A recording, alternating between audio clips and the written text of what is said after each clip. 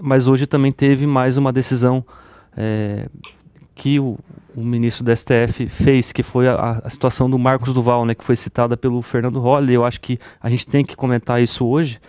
Então a gente já, como é praticamente uma subpauta, acho que a gente tem que já entrar nela, né?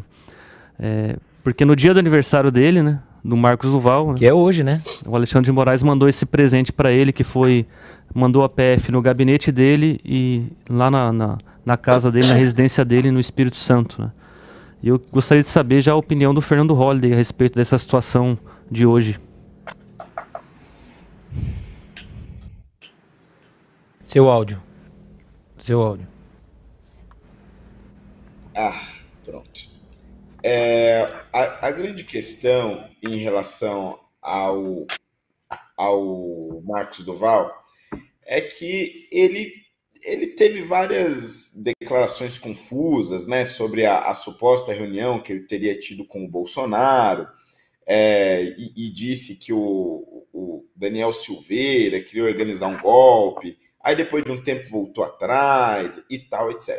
Bom, isso é uma coisa que eu particularmente não consigo enxergar crime nisso. Consigo enxergar uma clara confusão política e alguém com uma clara confusão interna em si mesmo. O Marcos Duval é cheio de falar coisas, depois voltar atrás, depois falar uma coisa, a gente vai descobrir que não era bem isso.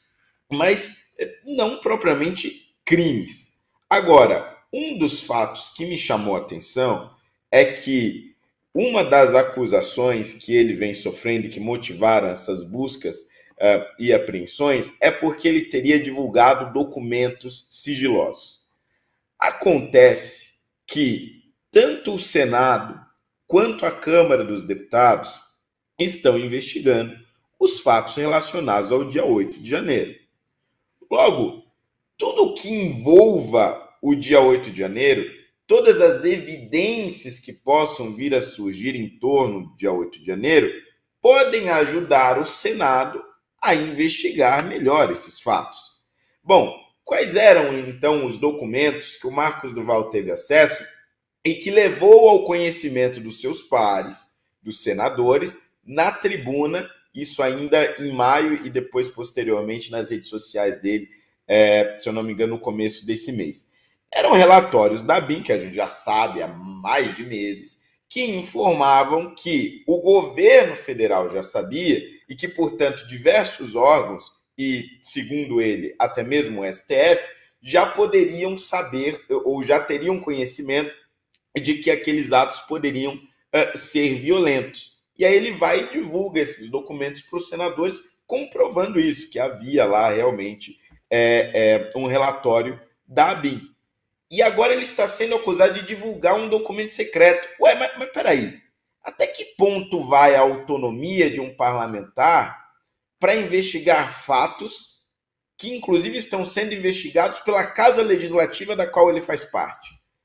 Em outras palavras, a busca e apreensão que está acontecendo hoje aí nos endereços ligados ao Marcos Duval e juntamente com outros motivos, mas o central seria esse, a divulgação de documentos secretos, é basicamente porque ele está tentando descobrir o que aconteceu no dia 8 de janeiro. Ele está tentando descobrir quem sabia o que aconteceria e, uma vez sabendo, por que nada fez. Então, veja, há uma criminalização das atitudes dele enquanto parlamentar. Essa é uma afronta absurda ao Senado Federal e ao Poder Legislativo. Eu lembro da vez quando a Lava Jato ainda estava no seu auge e houve uma decretação de busca e apreensão, e se não me engano também de prisão, do então senador do PT, Delcídio do Amaral.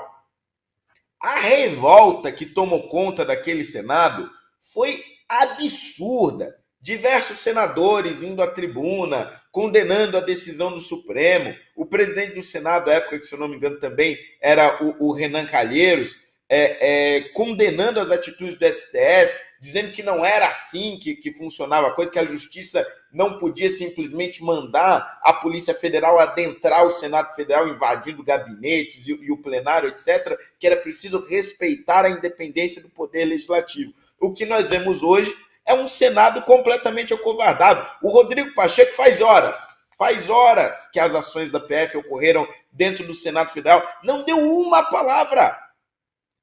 Não deu uma única palavra de repúdio. Não precisa também, ele não quer defender o Marcos Duval, que não defenda, então, mas que defenda o poder que ele chefia. Que defenda o Congresso Nacional, que defenda o Senado. É absurdo. É como se um pai de família, protegendo, em tese, a sua casa, tendo as armas para se proteger, vê os criminosos entrarem, roubarem tudo, estuprar a esposa, bater no filho, matar o cachorro e não faz nada. Tendo as armas para isso. Quer dizer, é vergonhoso. É o pior presidente do Senado da história da República, certamente.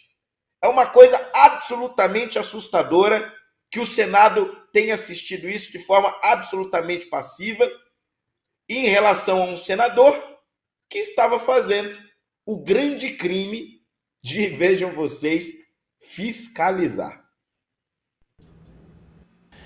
André? Antes de passar para o Adrilles, Anselmo, assim, até por conta da minha função aqui no programa, eu leio vários jornais de vários sites todos os dias, né? E não tem um dia sequer que o nome desse ministro do STF não esteja em várias manchetes, ou seja, ele rouba a cena sempre. Vou dar um exemplo, Anselmo. Soltura do Bismarck. Aí, censura do Monark. E agora, Marcos Duval. Ou seja, às vezes a gente até evita falar, não por medo de falar aqui no programa, mas para não ficar tão cansativo, sempre estar falando da mesma coisa, que nem a pauta que a gente estava comentando antes da CPI do MST. Pô, todo dia vocês estão falando da CPI do MST, mas é porque, assim, não tem como não falar, porque todo dia tem uma ação, Adrilles. Todo dia. O homem não sai de cena, Adrilles. Vai ficar com medo, sim. Né, por medo, sim. A gente tem com medo, sim. Ave Maria. É medo, sim. Rapaz, é porque não vou ser eu que vou ser preso, o Andrei. André, vai ser o Manuel. André, se vier alguém aqui, eu vou ser o primeiro a empurrar. Vai sim. É por medo, sim. Assume que é. Adrilles, o homem não sai de cena. A gente está numa situação, vamos ser bastante claros aqui, em que a gente tem medo porque a gente está vivendo uma ditadura do judiciário. E esse sujeito, que está todo mundo com medo de dizer o nome, tem emissora até que nem toca no nome dele, que é o Alexandre de Moraes, está se tornando uma coisa surreal. As pessoas têm receio de falar no nome dele, têm medo de falar no nome dele, mas é ele que está perpetrando todos os arbítrios e desmandos e atos autoritários do Supremo Tribunal Federal. Você pode dizer, tem pessoas por trás, existe um silêncio obsequioso. Silêncio obsequioso também, Fernando Holliday, do próprio presidente do Senado, que não faz nada.